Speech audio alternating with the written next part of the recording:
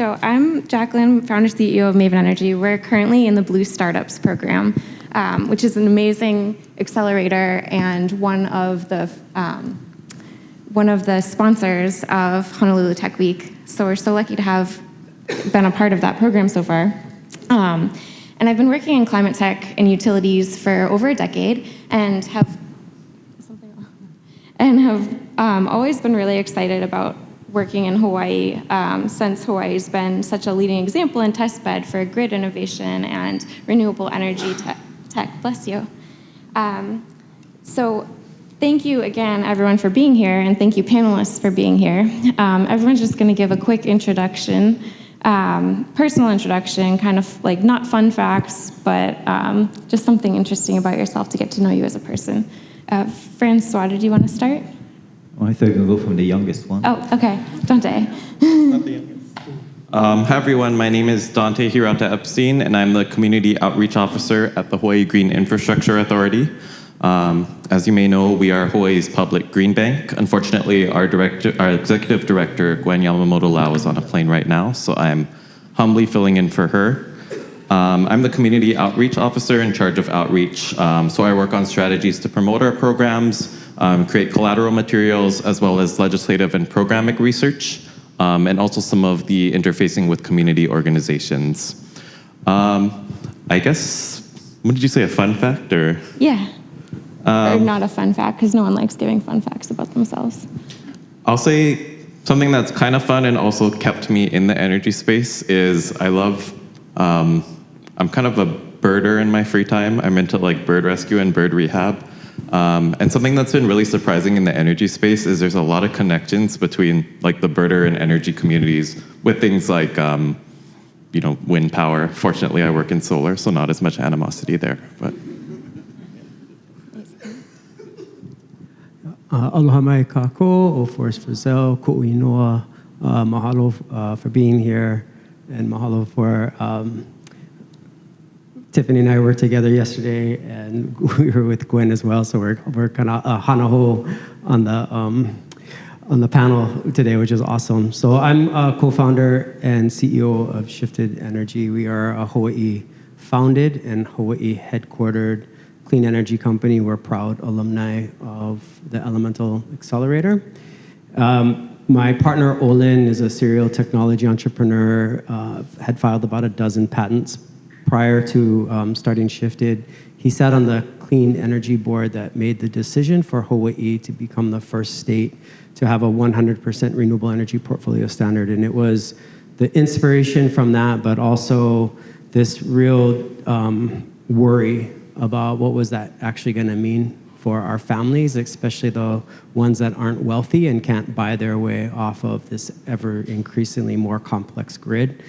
And so we really focused in on the least sexy grid asset that is available, which is the electric water heater. And the reason we did that is because it's really prominent in lower income communities because it's the cheapest form of water heating. But it is the Swiss Army knife of distributed energy resource usability. And so the thesis was to build a platform that could aggregate water heaters and perform any grid service that a battery or anything else could do. And that's what we set out to do. We've been very successful on the water heater side. We have now expanded to really any grid edge asset that sits at the grid edge behind the meter. And we have filed 13 patents as part of Shifted Energy. So we're really proud of that. In fact, the U.S. Patent Office was really inspired because they're trying to bring more equity into the patent space. And as a Native Hawaiian entrepreneur, they were just wanted to learn more. So they sent a video crew out, followed us around for like a week, went to our lo'i. Olin and I farm kalo on the weekends. They went to our lo'i and spent some time with us and ended up, we were on the front page of the U.S. Patent Office for over a month, which was really cool. So I think there's a bunch of questions. I'm just going to pause there because that's enough, and we can get more into Shifted Energy as we go through the questions. Mahalo. Hello, everybody. My name is Tiffany Nguyen, Senior Director of External Affairs at Elemental Accelerator. And I just want to say it is a really, really big deal that Shifted, as a Hawaii-based company, was featured for an entire month on the U.S. Patent Office's website. And it's something that, we're all very incredibly proud of. I guess my fun fact is a little bit less about myself, but I want to do a really quick poll here. How many of you are following Elemental either on social or get our newsletter? So I might scoop myself a little bit here. But we just announced this morning, and you're going to be the first group that I am saying this out loud to, that we have changed our name. So we're going from Elemental Accelerator to Elemental Impact. And that's really, just a testament to, I think, how much this ecosystem and industry has grown over the past 15 years. So when we first started, there was no accelerator incubator that was focused on clean energy or climate technologies, because it wasn't seen as something that was, really viable. It was really risky, right, for investors to be investing in this space, which is why a lot of times this area is known as tough tech or hard tech, because it's hard to fund because the CapExes are really high. So we're really proud that, we've started to somewhat outgrow our accelerator name, because we think of ourselves as much more than that now. We're trying to be a platform to really, an investment platform with a family of funds that can help support startups and entrepreneurs in different ways. And one of those ways is kind of the second big announcement that we made this morning. We were recently awarded $100 million as part of the Greenhouse Gas Reduction Fund, which is an EPA-administered program through the Inflation Reduction Act. And so that's a really, really huge win, I think, for the nation as a whole. So the idea behind the Greenhouse Gas Reduction Fund is wanting to create more of a national green bank. So there are 3 different competitions within the Greenhouse Gas Reduction Fund, and there are Hawaii-based organizations that are benefiting from each and one of those 3 competitions. So HGIA is a sub-awardee of the Solar for All program, which I believe was a $7 billion pot. And then also the Council for Native Hawaiian Advancement is also a sub-awardee of the 3rd competition. So lots to be proud of right now, and I think it's extremely timely that we're all here talking about technology and innovation for Honolulu Tech Week. So thanks again to Michael Bennett and the team for really spearheading this and putting it together.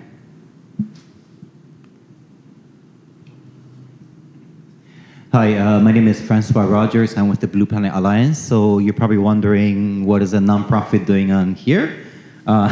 So our team, the original team name was Blue Planet Foundation. We were actually part of the legislative team that passed the 2015 mandate of 100% renewables by 2045. We started up in 2007, 8-ish, the era where you will sit across 30 lawyers from the utility, where we're the 2 tree huggers that are trying to convince and being told that that is impossible, that will never happen in our lifetime and whatnot. So needless to say, we became a strong advocate in Hawaii by creating a sort of facilitating conversations, dialogues, creating allies within the community to see if we could actually set that goal or mandate. It took us 3 years backwards and then 5 years forward, and then 8 years later in 2015. Even then, it was a 3-year process to get to the 2015. So our experience throughout that is that it wasn't it was not an overnight sensation.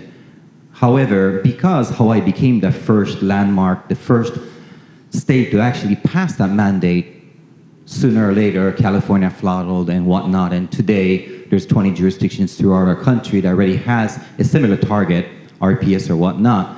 The Blue Planet Alliance, however, is taking that example and spreading it throughout the islands in the Caribbean and the Pacific and the Indian Oceans. So our goal is to make Hawaii a role model, per se, and we're not really supposed to say that because not everybody wears the same slippers or shoes, and we're trying to understand what is needed, what is the obstacles in their own jurisdiction, and how do we listen to them more and try to inject some ideas into that. And that's what we're doing today. Today, Forrest has been one of our speakers too. We bring 10 islands to Hawaii every 6 months. Head of utility, regulatory, community, really important, and legislative person to see and understand what they're going through, and then try to help them by bringing expert speakers like we're seeing today, and try to help them, guide them, create a roadmap for them. As they go back, we help them sort of implement that into the thing to make sure that they do have 100% go-to. So that's kind of like a little bit of us. Fun fact, maybe Blue Planet Foundation, nobody knows this, was originally a team of 5 people who wanted to do a clean energy rock concert at Magic Island. That failed. It became Substance and a summit. And then today, here we are, 15 years later, strong and standing. Thank you. Thank you. So to your point about what is a nonprofit doing on this panel, it's kind of an interesting mix of people for a grid edge discussion. When you think of the grid edge, you might think of transformers, like the last physical manifestation of power before it comes into your home, or smart devices even. But really, the grid edge is so much more than that, and it has so much to do with economic innovation and the support systems that come up around tech. So we have policy that really gives the impetus for new tech development through a promise or a request for a new market, essentially. And then tech innovators come into the play, and tech isn't developed in a vacuum. You need the economic support, capital, guidance through accelerators, co-working spaces, and community, and places like Tech Week, for example. And then you have these more developed technologies come to market, and you really need the driver towards market transformation, which is your policies and support systems and financial structures that come up to really deliver the new tech and provide the decarbonization solutions that we so desperately need. So in that vein, I guess we'll start with Forrest. And these questions came in through some polls that we sent out ahead of time, so we really structured the conversation around that.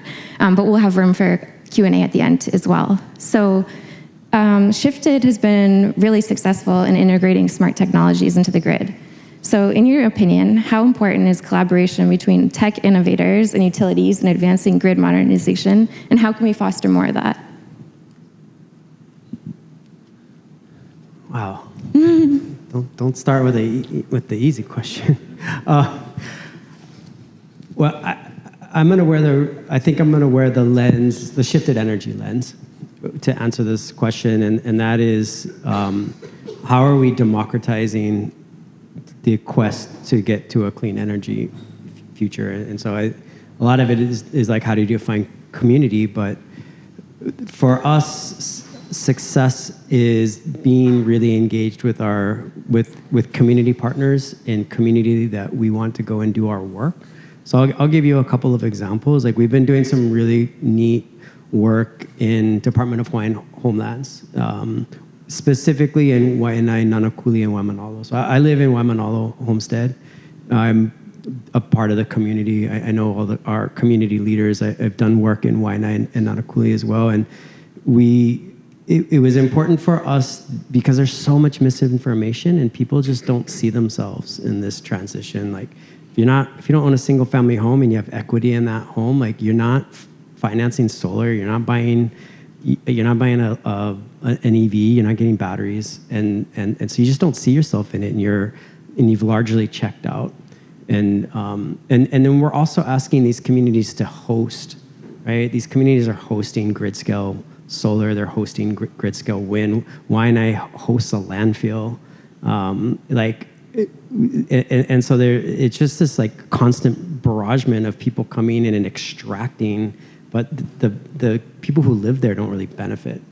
And so I think community involvement and community reciprocity is really important, but that reciprocity is also like, it informs how we build our algorithms, because tech needs to be informed of what the potential damage it can be do. What is the unintended consequence of building this algorithm? And you don't get that if you're not in community. If you're building tech in a bubble and you're only around people of the same demographic, you're going to build something that it might not actually be beneficial to everybody. And so that's how I think about it. Amazing. In the same kind of vein, Dante, you work with a lot of different communities and programs. Where do you see the greatest opportunities for tech to improve processes within your programs, and how do you think policy will continue to evolve in response to innovations from the tech world? Yeah, that's an interesting question. I guess first for some basic background on kind of our flagship programs, it would probably be the Green Energy Money Saver On-Bill Financing Program, kind of a mouthful, so often known as the GEMS program. And this was created in 2014 to provide accessible and affordable financing at below market rates for energy improvements. Initially just rooftop PV and water heaters, but this recently expanded last year to include batteries as well. Some of the pertinent features are that we don't qualify based on credit or debt to income ratios or disconnections. Instead, the underwriting is totally based on estimated minimum bill savings. So whether or not the system will put the family in a better place financially afterwards. And again, this is only for low and moderate income households, in addition to nonprofits and small businesses. So this is the program that we've been working with. We're reaching about our 10-year anniversary this year, so it is still fairly new, as generally the green finance space is. And I think there are opportunities for tech to improve the processes everywhere. I'm sure there's like dozens of ideas popping up in people's heads right now, but I'll touch on three main ones that we've been trying to deal with internally, which are fixing our issues with processing, improving our underwriting, and lastly, improving the participant experience. So in terms of processing, being efficient is basically the way that we help our participants, right? The faster we move, the faster our households who apply can get PV on their roofs and also lower their energy bills. But of course, we are a loan fund and we are a state agency. So we have many regulatory and reporting requirements, which differ depending on different funding sources. Tiffany mentioned Solar for All. That has a whole barrage of federal funding requirements, which are different from the state ones. And our pretty small team has to juggle all of those different reporting and program doc requirements. So one thing that we're looking at is integrating customer relationship management systems, or CRMs, to automate our workflows, hopefully reduce human error and human data input, to ultimately increase our efficiency and speed. Of course, because green finance is a fairly new thing, there aren't that many options online when it comes to software and platforms to do that. There's also an opportunity in policymaking. We also don't operate in a bubble, right? Every single system has to go through this whole bureaucracy of permitting systems, which depend on the county too. And actually, this past legislative session, there was a bill proposing standard automated permitting, in addition to self-certification for certain solar systems. And although that bill ultimately didn't pass, it would have been a game changer for the government to keep up pace with the constantly growing demand for solar. In terms of underwriting, there's a couple of different opportunities. Probably one of the most impactful tech developments has just been having more data from HECO's smart meters. I'm sure if you have a smart meter at home, you might know about green button data. So you can see your energy use down to every 15-minute interval. And for our underwriting, because we're looking at average estimated use for a particular household, this means we can take into account how they'd be affected by things like time of use rates or when their particular system is producing, depending on the time of day and their geographic location. Underwriting can also take into account new technologies, which is also a legislative issue, or generally a policy issue because we're regulated by the PUC. So last year, the PUC approved our ability to underwrite, taking into account expected electric vehicle loads. And of course, electrification of transport is part of our state's decarbonization goals. But there's more forms of electrification, right? Things like replacing gas stoves and gas coolants in fridges and AC. The last thing I'd like to touch on briefly is participant experience. So I'm in the community a lot talking to people and trying to promote solar. And one of the biggest complaints that people have is either contractors are always knocking on my door and I don't know who to trust, or they've talked to their neighbor and they have all these terrible things to say about solar, so they don't want it for themselves. One potential tech opportunity for this is creating some kind of software that just aggregates all the data that's out there in terms of like reviews on Yelp, reviews on Google Reviews, also aggregating different quotes, like how much do different contractors charge for the same system.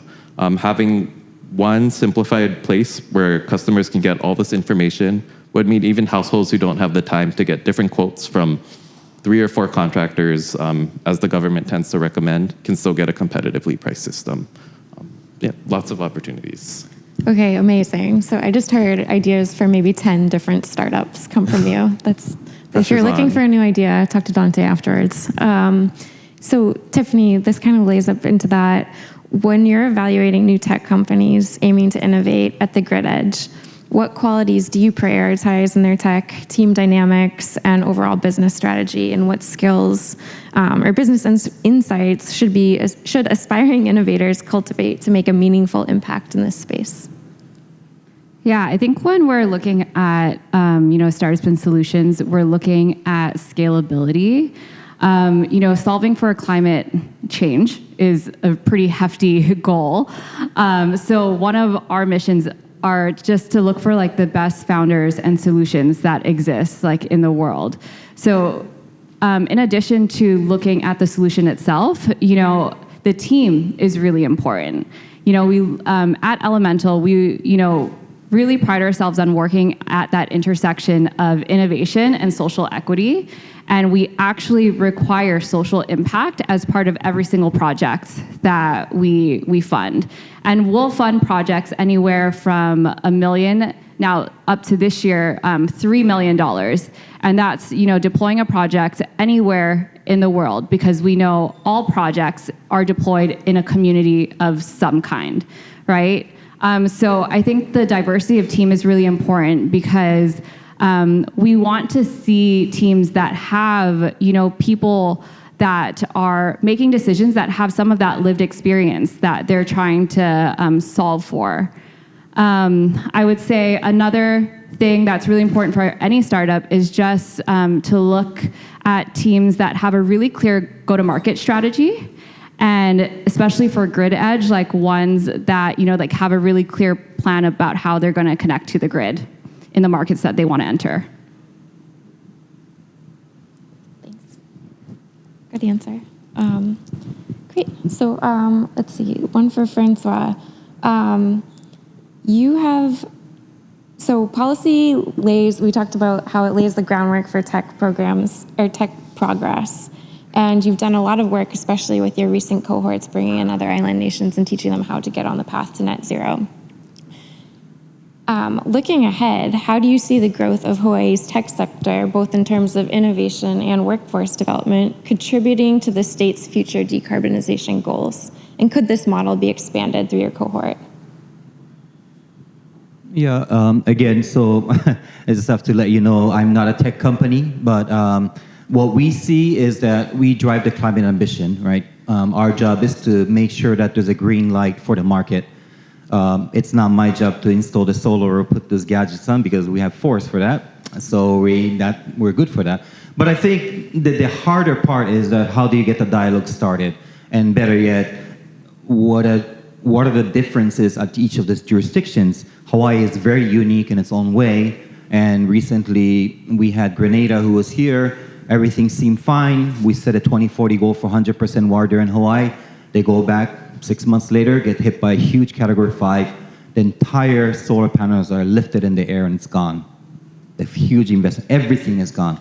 So now we're in the mode of how do we work with them closely to switch the topic to climate resiliency, and how do we find this so this never ever happens. So then we find somebody else on the other side of the globe, like Guam, who hit a Category 5, who only had a 5% damage to the soil. So just doing something a little bit different, right? So to bridge that conversation, not just on the community level, but through technology as well too, and see how can they learn from each other and how can we bridge that and be that facilitator in between. So when you ask me what is the role and how does tech going forward in Hawaii, yes, Hawaii is becoming a leader. Every jurisdiction we go to, every jurisdiction that's been here, they always come and ask us, like, what is it like in Hawaii? Is there anything we could learn from Hawaii? Or say, well, the first thing you can do is come to this 1 week long fellowship program. Your only prerequisite is there's no side meetings, there's no sidebar meetings. You are in the room paying attention to us for a whole week. Otherwise, everything is paid for. They just come here, but we hammer it out. We're not just doing these lectures, we're doing a workshop for an entire week. And hopefully that will let them go in there. Now, for Hawaii's case, yes, we do have a 2045 mandate, and Forrest would tell you that we're close to 40% probably at this point on the generation side, but we also have transportation to go. There's the jet fuel prices. I mean, there's so much more to be done, and it's fair to say we're in 2024, but we also have to remind you that we got a little bit over 20 years to make this happen. So the pressure is on us, but we also have to realize that we cannot fail at this. When we go out there, we tell them that we are trying to help and guide them the way, but we also tell them that try to leapfrog over the mistakes we've made, because we were not always right. We made mistakes as we went along. Not everything was right. So how do we teach them to do it better than we are doing? So hopefully that steers into the conversation on, well, how does technology play? Because our role is to drive the ambition, somebody has to do the technology, but it is also equally important to make sure that we tell the story. We're very good at telling story in Hawaii, but similarly, there's the climate storytelling piece that sometimes we forget. We have to talk about whether it's good or bad that's happening out there, amplify the voices out there so that we're all in the same direction, making sure things are going. So tech plays a huge part too, but there's supporting roles like us that makes tech possible in some ways, yes. Yep, yeah, absolutely agree. But speaking of the tech, Forrest, do you want to go a little deeper into how Shifted actually works and the type of impact your company's having on the grid? Sure. Yeah. I mean, at the core of our software is really machine learning data algorithms, and so what we're really doing is looking at how individual families are using individual assets. So people charge their vehicle at different times of day. People use hot water at different times of day. People cool or heat their home at different times of day, and so we're able to create these really accurate forecasts. We can do 7 days in advance. We have our platform is actually industry leading in our ability to forecast. So we can forecast out 7 days in advance, be well within a 10% accuracy of what we think energy consumption is going to be in the home. And then that allows us to do load shaping. And so depending on who the customer is, whether it be resource following in Canada or solar following here in Hawaii, it could be demand charge reduction. It could be focused on GHG reduction. Like where the grid needs to go and where these solutions need to go is to be able to stack multiple grid service value and be able to forecast. And in some ways, we are fortunate that we are headquartered in Hawaii because we are in a unique situation here where we have no interconnect. So we're a vertically integrated utility. If we have generation issues, we're not connected to the state next to us like every other state except for Texas is, which makes it very complex. And so as we start to move more and more towards 100% renewable on the generation side, having those capabilities and building trust on the generation side of the utility is like really, really critical. And so we are not at a place where what we do within the realm of the utility is critical path, right? Critical path is still firm generation. We need to build that trust between now and the time we get to where we're closer to that 100% status. And in the meantime, we have to be more reliant on distributed energy resources, right? So that brings in kind of, Dante, your programs and the battery and solar deployments that you're providing. Can you dig into, so one of the amazing programs that HGIA runs is their on-bill financing that makes these pretty expensive technologies affordable and widely adopted. Can you dig into how on-bill financing has been a key role in making green tech more accessible and how you anticipate this model evolving for new DERs? Yeah, so maybe one of the main reasons why on-bill financing or OBR has been really impactful for market transformation is the risk mitigation aspect of it. So as I mentioned, the GEMS fund is almost entirely low and moderate income households. And we do loan to individuals who are generally considered unbankable by like your traditional credit union or bank. So they may have a poor credit score or disconnection notices. But because our underwriting is based on estimated savings and our repayment takes priority over the rest of their energy bill, the risk of default is much lower, and knock on wood, I don't know if there's wood here, we're fortunate to have zero loan losses even throughout the pandemic. Risk mitigation, on top of just allowing us to loan capital to underserved communities, fixed rate, long term, has also been instrumental in attracting private capital. And I think this is where a lot of the future of on-bill financing is going.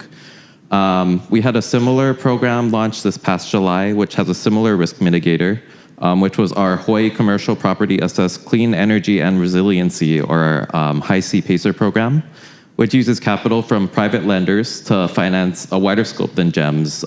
So this program also finances things like EV chargers, wastewater, disaster resiliency, and more. And specifically commercial properties. So this does include condos and agricultural properties. But because it's financed through an assessment which is senior to mortgages and junior to real property taxes, there's a much lower risk, allowing us to loan for longer terms and at a lower than market rate interest. Going back to GEMS, our energy services program has enabled massive increased investment through third-party owned systems, through raising private capital through the on-bill financing mechanism. In this system, the investor gets the tax credit and some of the benefits from cash flow from repayments on the system, but the lower moderate income house still has the benefit of lower energy costs. And another exciting program that we have launching soon is the Solar Hui Investment Fund, which was passed by the legislature alongside CPACER this past session. In this program, multifamily property owners can co-invest into a fund that'll be managed by HGIA. This will be similar to the energy services program, used to install third-party owned solar and storage systems on LMI roofs, and have that win-win between the investors and the households.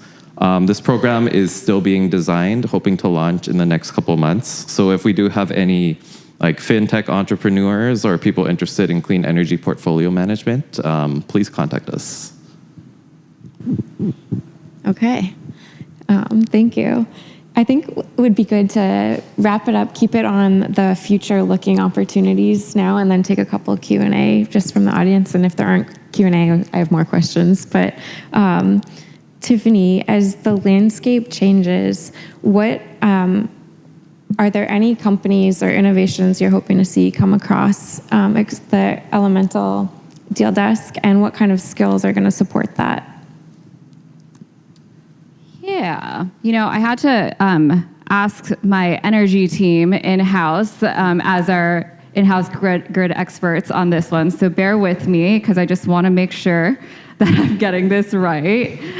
But I think we're really interested in like long duration energy storage, especially as you think about Hawaii being so isolated, and we're pretty unique to the rest of the U.S., not dissimilar to other Pacific nations and islands.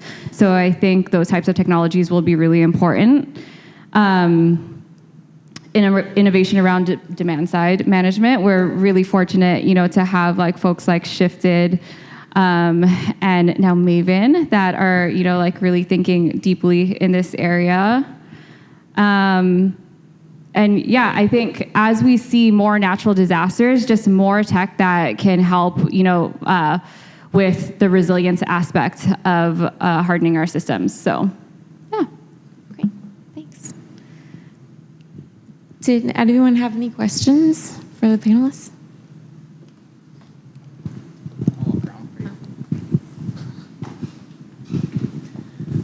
Hi, thank you.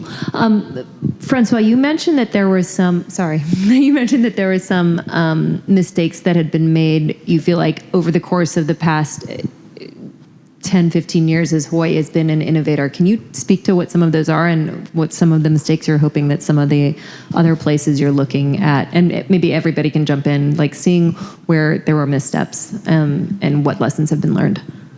Well, I think maybe Forrest could supplement on my answer because, so again, our job was to really drive the ambition. How do we change the dialogue? And, when we first started, I think you know as well too, like we were the new kids on the block, and there was Mr. Henry Curtis around for 30 years who says, you don't know what you're doing. And we came into town and we're like, okay, but we don't know anything about renewable energy, but we just want to not import oil anymore. That was the premise. The entire premise was that. That was the only discussion we had. And even Governor Lingo said, you're crazy at the time. It's like, there's no way you're going to do this. So I think I wouldn't say necessarily, it was a step back. It was going backwards per se, because for the utility to even truly consider looking into this possibility of a 100% scenario, it was never looked into until 2015. That's the scariest part. If you don't recognize the problem in a room and you continue to go down this pathway, then you're never going to achieve what you're trying to achieve. And this is a true statement in the newspaper in 2015. 6 months after we passed the bill, utility came back and said, we actually looked into it. And we found out we could do 5 years sooner than you guys are saying. So that alone tells you a big story, right? Like the fact that they never even bothered to look into it because there's no directive. Like, we have to recognize that there is an issue in the room. And Hawaii was lucky in a sense because we had 1,800 megawatts on our grid. Our max peak is 1,800, 1,200 on Oahu, right? What did we do? The first thing we did is we made it into Wild Wild West. We released half of our load on RFPs, and all this influx of solar companies start coming in. It was great. It was great with all these companies coming in. But one way or another, the incentives have to shut down, things have to go down, and now where's all the companies that went away as well too. So it was a good and a bad situation, and there's the survival of the fittest maybe in the sense, but in our own eyes, was that the actual solution to everything? Maybe yes, maybe not. Maybe it was a fast track to getting there, but we also said that if we don't put this into law, if it's not there, the next leadership will change that around. And we see this in many jurisdictions all over the globe. Everywhere I go. We even have jurisdictions like Palau put a solar panel on, 3 years later they had to take it down because they couldn't interconnect. Again, policy is a problem.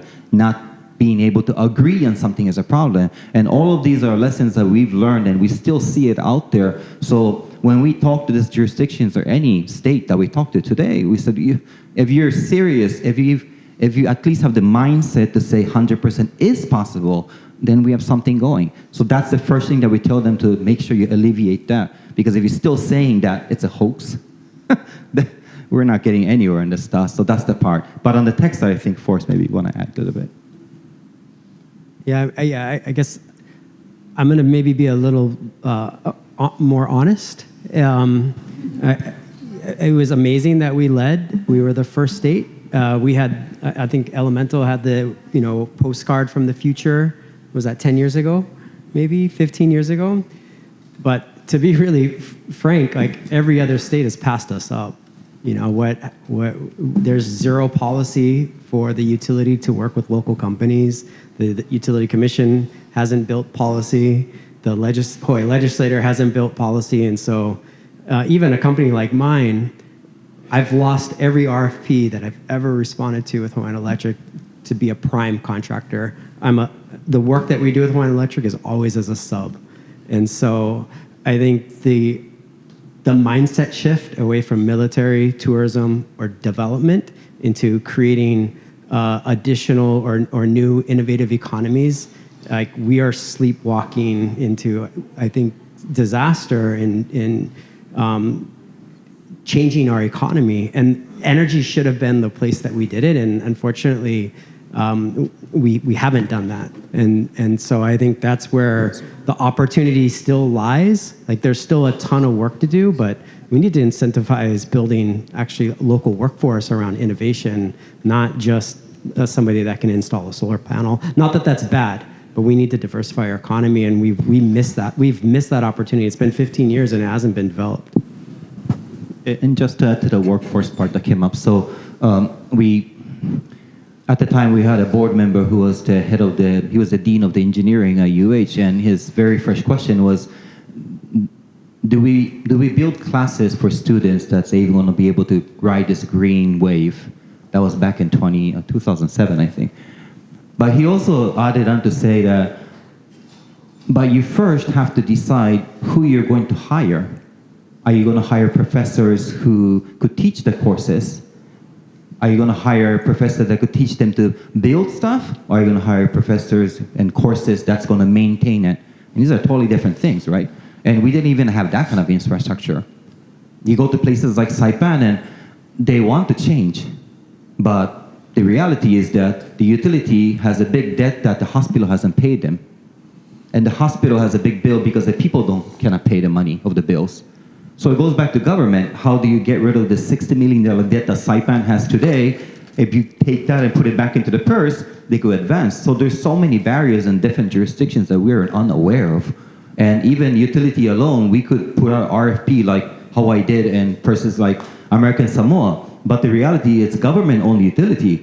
They will say, if we did rooftop solar, you're going to bankrupt us, and we're going to have to fire half of our employees. That's not going to be good for the economy either. So there's a lot of gives and takes that we have to learn from each jurisdiction, and we certainly learned a lot from Hawaii as well, too. So they will listen to us and say, okay, well, I don't think rooftop solar works for us in Cayman Islands, but unbilled financing, that's a clever idea. So there's a lot of texts and the ideas and platforms that they could learn from Hawaii that they could take back, and some of the stuff doesn't work for them, simply.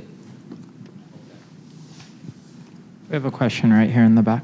Go ahead. Good afternoon, everyone. I'm Sultan. I'm with Prime Coalition, which is a catalytic capital investor based in Boston. My question is, as we look to decarbonize and wean off of fossil fuels, to you, what does our energy mix look like in the future to reach our decarbonization goals?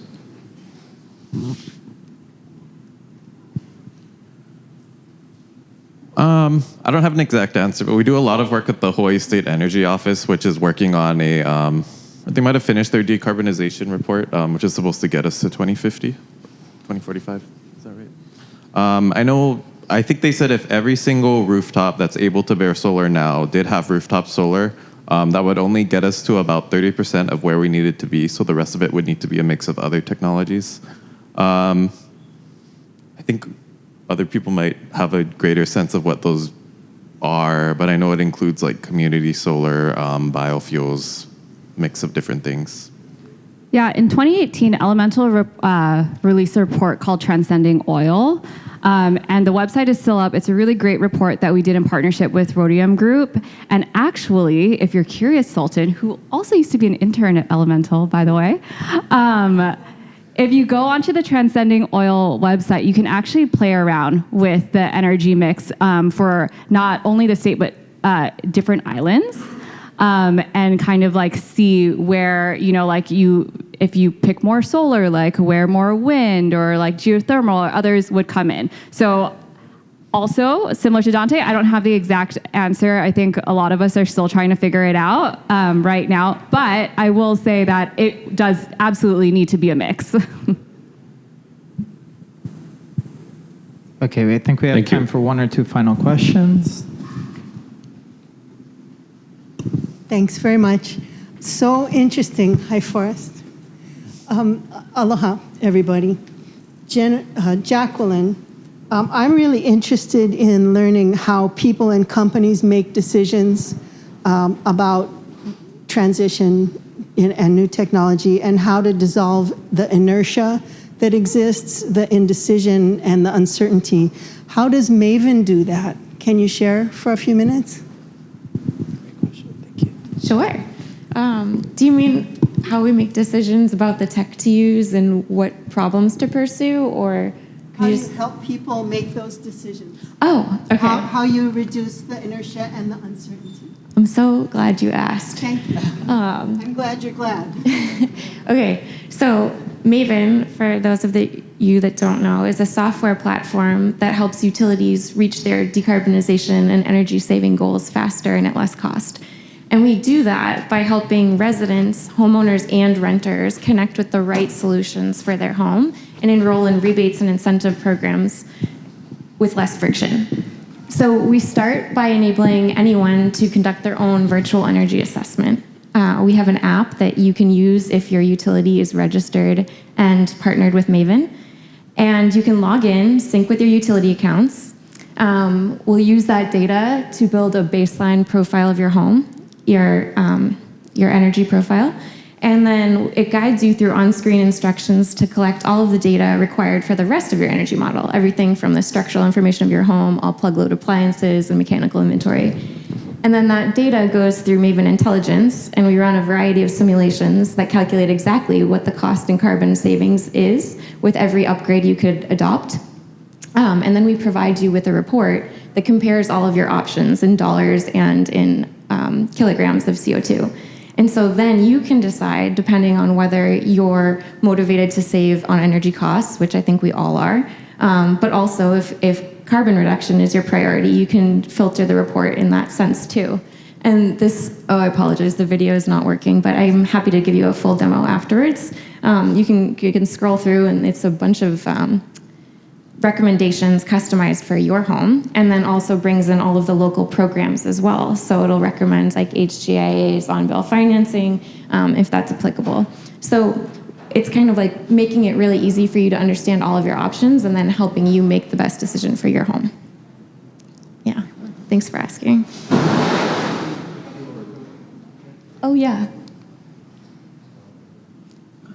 So everyone's contact information is on these QR codes. We can do one final question, maybe. Hi, thanks for doing this. So it seems to me a lot of the solutions are kind of designed for like single-family homes and rural areas. And living in a condo here in Waikiki, I'm wondering, like, what can we do? What can condo associations do? Do any of these programs scale to that size?